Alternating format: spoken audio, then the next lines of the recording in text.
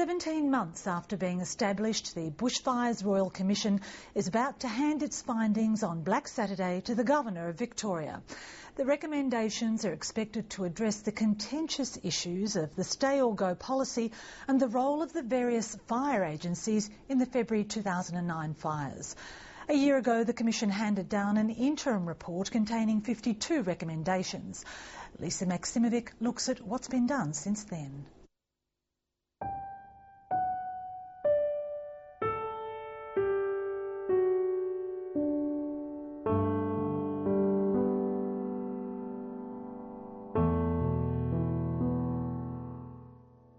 You miss them more as the time goes by. There's 5 birthdays, there's Christmas, Mother's Day.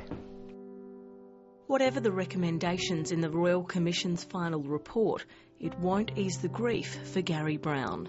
He lost his son Adrian, daughter-in-law Mirabella, and their 3 young children, Eric, Matthew and Brielle. Mr Brown has followed the Royal Commission with occasional interest. I'll be pleased when it's finished. Because it just keeps popping up in the papers all the time.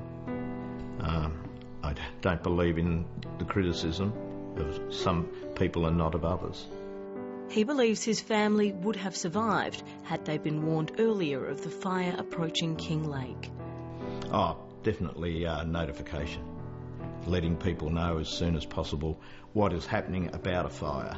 Not 2 days before saying, well, Saturday will be a 40-degree heat, you must leave. More on that day if there are fires in an area, that people can be able to depend on either phone communication or website.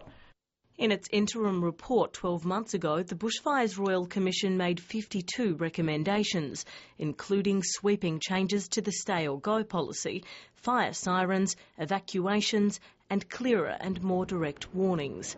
100 safe places have been identified across the state so far, but no new refuges have been built. The Municipal Association of Victoria says local councils were surprised to be handed the responsibility, and it's put them under enormous pressure.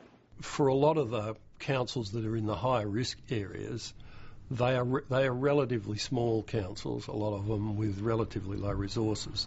And so what it needs is enough funding to allow the councils to get the right support in there to actually establish the neighbourhood safer places and maintain them. In some townships, establishing a safe place that adheres to the CFA guidelines has been practically impossible. The MAV has requested $12 million from the government to start building refuges in remote and high-risk communities. 12 million might be merely a drop in the ocean, but we need to start thinking about it, and we need to consider where these are going to go, and the government needs to be thinking about how they're going to fund it. I think the government is very risk adverse. They're really concerned about being held legally liable for decisions they make. And so it becomes easier to actually do nothing because it's going to be held less accountable in a way. 13 of the 52 recommendations in the Commission's interim report relate to warnings and public information. On that front, the government has extended the broadcast of warning messages from the ABC to commercial radio. The new emergency warning system has been implemented nationally, sending text messages to people with billing addresses in the area of potential danger. And just as Mr Brown had hoped, anyone in the fire agency can now release warnings if there is an imminent threat.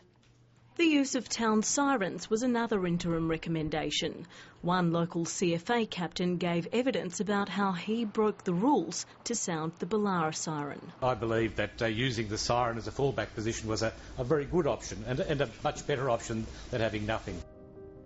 But despite the findings, few communities have been able to jump through the hoops required to get one.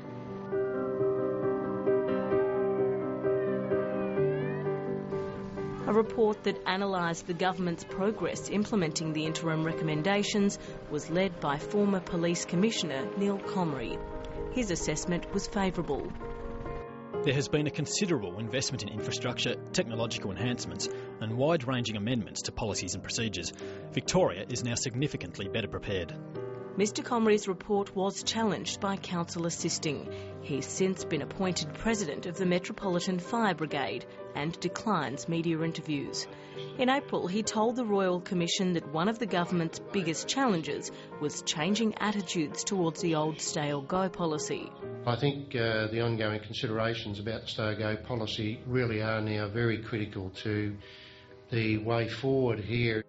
The government has stopped short of encouraging voluntary evacuation, but in the lead-up to the last bushfire season, its awareness campaign did have a strong emphasis on leaving early.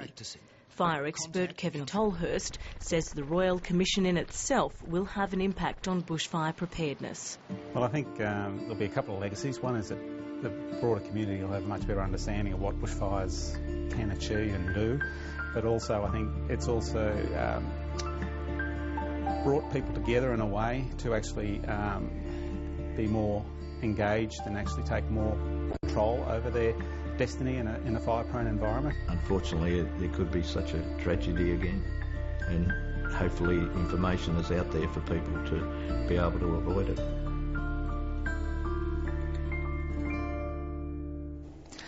Lisa Maksimovic with that report.